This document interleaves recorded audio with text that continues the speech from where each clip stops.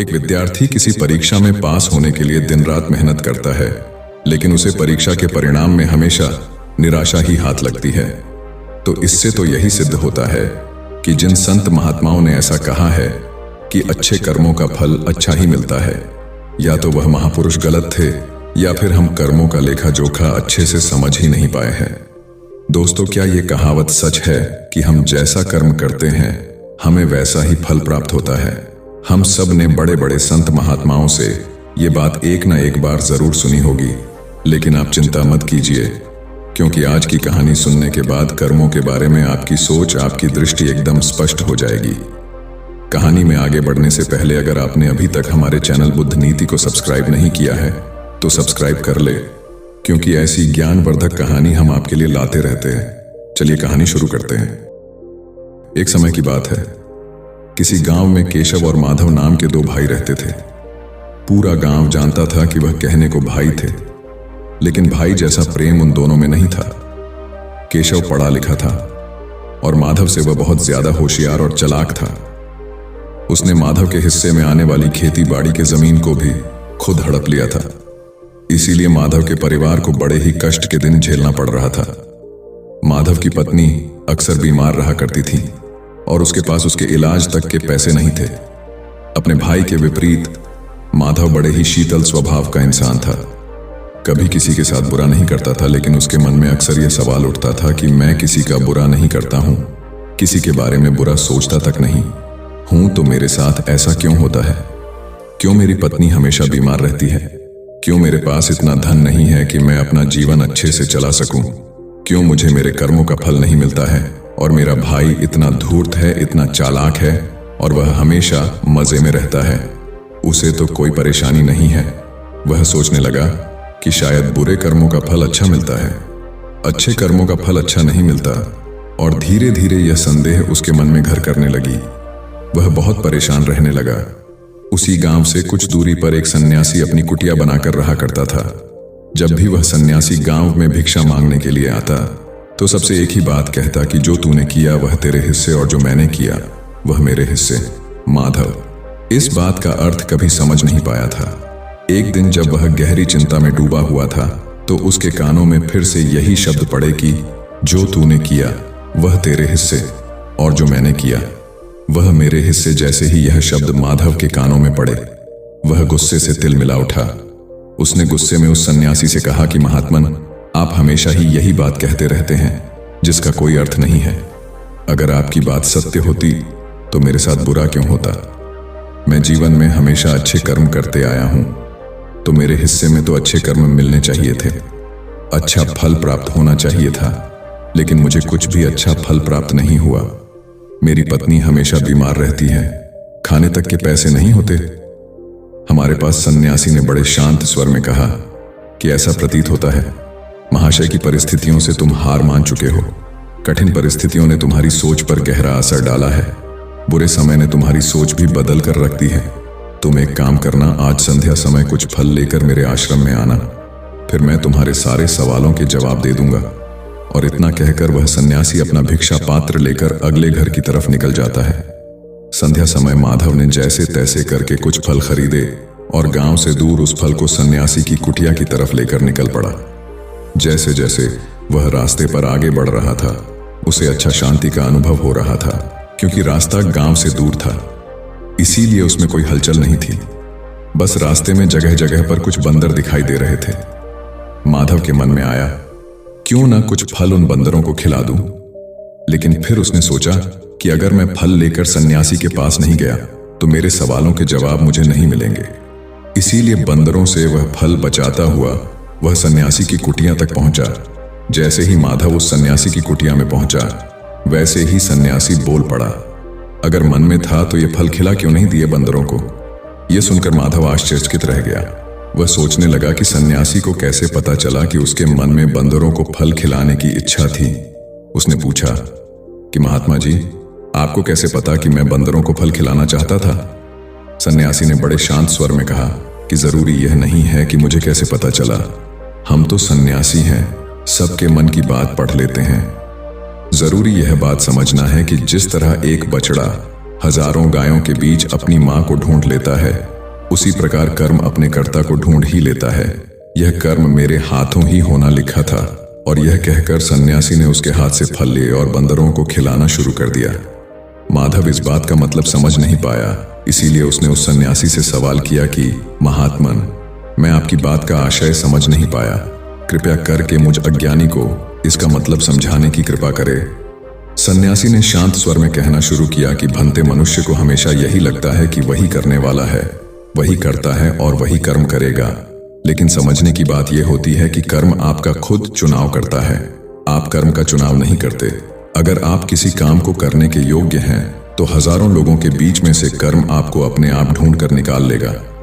इसीलिए योग्य बनने पर ध्यान दो, कर्म करने पर ध्यान मत दो। अगर तुम सिर्फ कर्म करने पर ध्यान दोगे तो कभी योग्य नहीं बन पाओगे। योग्य बनने के लिए जिन कर्मों की आवश्यकता होती है, पहले उन छोटे छोटे कर्मों को करना शुरू करो, और जब तुम योग्य बन जाओगे तो बड़ा कर्म, या यूं कहे कि मुख्य कर्म, या फिर जिस कर्म के लिए तुम बने हुए हो, वह कर्म तुम्हारे पास खुद चलकर आएगा। उदाहरण के लिए तुम इन बंदरों को देखो। इन बंदरों ने छोटे छोटे कर्म करके पेड़ों पर चढ़ना सीखा, गुलाटियां लगाना सीखा, और इसी प्रकार छोटे छोटे कर्म करते हुए यह मुझ तक पहुंच गए, और मुझ तक पहुंचाने के बाद उनके पास इनका खाना खुद ही पहुंच गया। इसीलिए अपनी रोजमर्रा की जिंदगी में छोटे छोटे कर्म करते हुए अपने आप को योग्य बनाते जाओ, और जब तुम योग्य बन जाओगे तो अपने आप बड़ा लक्ष्य तुम्हें प्राप्त हो जाएगा। सन्यासी ने अगला कथन कहना शुरू किया, जो कि बहुत ही जरूरी था। अगर तुम योग्य बनने के लिए कर्म नहीं करोगे तो दूसरे लोगों के कर्म भी तुम्हें प्रभावित करने लगेंगे। उदाहरण के लिए तुम्हारी पत्नी कई दिनों से बीमार है। तुम अक्सर यही सोचते हो कि मुझे किन कर्मों की सजा मिल रही है, लेकिन समझने की बात यह होती है कि तुम्हारी पत्नी बीमार अपने कर्मों की वजह से है, तुम्हारे कर्मों की वजह से नहीं है। तुम्हारे कर्म तो अच्छे हैं, लेकिन क्या पता तुम्हारी पत्नी के कर्म अतीत में अच्छे ना रहे हो, जिसकी वजह से वह बीमार हो गई हो, और तुम्हारी पत्नी के कर्मों की वजह से तुम्हें भी दुख झेलना पड़ रहा है। और इसी प्रकार बहुत से मनुष्य अपने बच्चों की वजह से, अपने परिवार की वजह से, इन सब की वजह से खुद दुख झेल रहे होते हैं। लेकिन जरा सोचो, अगर तुम योग्य होते तो तुम अपनी पत्नी का खुद इलाज करवा पाते, उसकी बीमारी दूर करवा पाते। और क्या पता अगर तुम योग्य होते तो तुम्हारे किसी दूसरे स्त्री के साथ विवाह हुआ होता जो स्वस्थ होती, लेकिन तुम योग्य नहीं थे, इसीलिए तुम अपनी पत्नी की वजह से खुद दुख झेल रहे हो। अगर तुम योग्य बन जाओगे तो दूसरे लोगों के कर्म तुम्हें प्रभावित नहीं कर पाएंगे। सन्यासी ने माधव को चेतावनी देते हुए कहा कि याद रखना माधव, आपको वह नहीं मिलता जो आप चाहते हो, बल्कि वह मिलता है जिसके आप योग्य हो। इसलिए अपनी योग्यता को बढ़ाने पर काम करो, उसके लिए कर्म करो। कर्म का फल पाने के लिए कभी कर्म मत करो। माधव ने सन्यासी से हाथ जोड़कर एक सवाल पूछा कि महात्मा, मुझे यह बताने की कृपा करें कि मैं अपनी योग्यता किस प्रकार बढ़ा सकता हूं, ताकि मेरा मुख्य कर्म मुझको खुद ढूंढ सके। सन्यासी ने बड़े ही शांत स्वर में कहना शुरू किया कि भंते, इसके लिए बड़े ही सरल सरल उपाय होते हैं। सबसे पहला उपाय है कर्म करके भूलते जाओ। तुम जो भी कर्म कर रहे हो अपने योग्य बनने के लिए, उस कर्म को करने के बाद भूल जाओ। यह मत सोचो कि उससे तुम्हें क्या प्राप्त हुआ।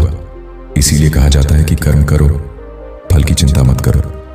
अगर तुम फल की चिंता करोगे तो वास्तविकता में तुम कर्म कर ही नहीं रहे होंगे। अक्सर मनुष्य की पीड़ा का यह एक बहुत बड़ा कारण होता है।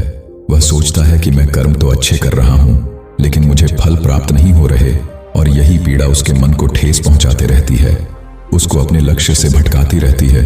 किसी कर्म को करने के बाद अपना आकलन जरूर करें, लेकिन फल की चिंता न करें। माधव ने सन्यासी से सवाल किया कि महात्मन, हम अपना आकलन कैसे कर सकते हैं? सन्यासी ने उत्तर दिया कि भंते, जब भी तुम कोई काम पूरा करते हो तो काम पूरा करने के बाद खुद से यह सवाल पूछो कि क्या इस काम को करते समय तुम्हारा ध्यान इसी काम पर टिका हुआ था, या तुम्हारा ध्यान कहीं और भटक रहा था। इस तरह तुम खुद का आकलन कर पाओगे कि तुम कितने ध्यान के साथ उस काम को कर रहे थे, और जितने ध्यान से तुम किसी काम को करोगे उतनी ही तुम्हारी योग्यता बढ़ती जाएगी। और अगर तुम यूं ही बस उस काम को पूरा करने के लिए किसी कर्म को करते रहोगे तो उस कर्म से तुम कभी भी योग्य नहीं बन पाओगे। वह कर्म तो पूरा हो जाएगा, लेकिन उसका फल तुम्हें प्राप्त नहीं होगा। इसीलिए अपना आकलन इस प्रकार करो कि तुम्हारा ध्यान वहां पर टिका हुआ था या नहीं। या तुम्हारे विचार तुम्हें भटका ले गए थे। और कोशिश करो कि तुम्हारे विचार अगली बार जब तुम कोई कर्म करो तो इस कर्म पर टिके रहे, इधर उधर दूसरी बातों में ना भटके। माधव ने इस पर एक सवाल पूछा कि महात्मन, जब भी हम कोई कर्म करते हैं तो हमारा मन विचारों से ग्रस्त हो जाता है, वह तरह तरह की बातें सोचने लगता है, तो हम किस तरह अपने मन को एक काम पर टिका कर रख सकते हैं? इसके लिए कोई उपाय बताएं। सन्यासी ने इसका उत्तर देते हुए कहना शुरू किया कि भंते, जब भी तुम किसी कर्म को करते समय अपना पूरा भाव उसमें डाल देते हो तो तुम्हारे विचार उसी कर्म पर केंद्रित रह सकते हैं। पूरे निष्ठा, प्रेम और सद्भाव के साथ किया गया कर्म तुम्हारे विचारों को इधर उधर नहीं भटकने देते। विचार तभी तुम्हें दूसरी दिशाओं में बहा कर ले जाते हैं जब तुम उस कर्म को पूरे निष्ठा के साथ नहीं करते हो, उसमें पूरा प्रेम नहीं डालते, उसमें पूरा भाव नहीं दिखाते हो। जब ये तीनों चीजें तुम उस कर्म में डाल देते हो तो स्वाभाविक रूप से तुम पूरी तरह उस कर्म में सम्मिलित हो जाते हो और तुम्हारा मन और मस्तिष्क एक ही जगह पर टिका रहता है। सन्यासी ने अपनी बात खत्म करते हुए कहा कि अगर कोई मनुष्य इन उपायों का सही तरीके से इस्तेमाल करता है और उनका पालन करता है तो वह किसी भी कर्म के लिए अपने आप को योग्य बना सकता है, और एक बार अगर वह योग्य बन जाता है तो उसी बछड़े की भांति उसका कर्म उसे अपने आप ढूंढ लेता है। माधव को कुछ फलों के बदले जीवन भर का ज्ञान मिल चुका था, उसे स्पष्टता मिल चुकी थी, उसके सारे मन के सवाल खत्म हो चुके थे। उसने सन्यासी को प्रणाम किया और वहां से अपने घर के लिए निकल पड़ा। रात हो चुकी थी और रास्ते पर अंधेरा छाया हुआ था। वह इन बातों के बारे में विचार करता हुआ अपने घर की तरफ निकल पड़ा और कुछ समय बाद वह सुरक्षित अपने घर पहुंच गया। दोस्तों, कहानी पूरा सुनने के लिए आपका बहुत बहुत धन्यवाद, और यह कहानी आपको अच्छी लगी है तो इसे शेयर करना ना भूलें।